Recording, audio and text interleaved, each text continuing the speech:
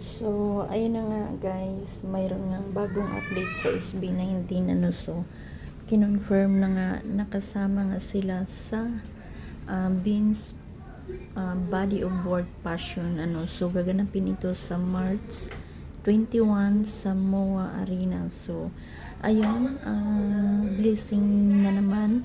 And syempre, overflowing na naman yung blessing na dumating sa SB19. And syempre, kasama na din dyan yung bago nilang ini-endorse na Bioderm.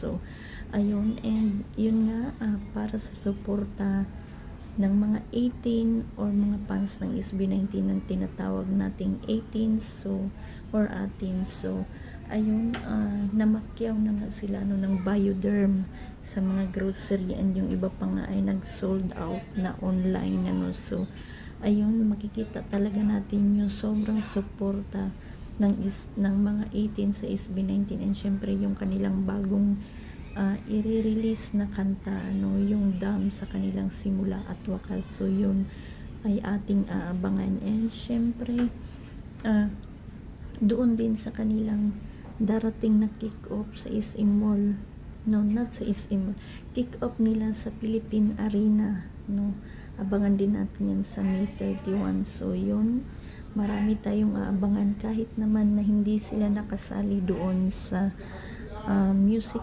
festival, sa Aurora Music Festival 2025. Naiintindihan pa din naman ng mga fans dahil yung iba nga namakyaw ng Bioderm para nga yun doon sa i-distribute nila sa Aurora. So hindi nga natuloy yung SB19 dahil sa complete ng kanilang schedule, at hindi na nga kaya ng kanilang schedule dahil syempre full na yung kanilang schedule. And syempre alam naman natin na mayroon silang concert sa May 31 and mayroon silang mga darating na world tour, so pinaghahandaan talaga nila yun para doon and alam naman natin na yung SB19 hindi talaga humihinto yan hanggat hindi nila ma-perfect or hindi na maging satisfied sa kanilang mga ginagawa or sa kanilang mga rehearsal sa lahat-lahat. So ayun, abangan na lang natin and syempre marami na din naging excited o nag-abang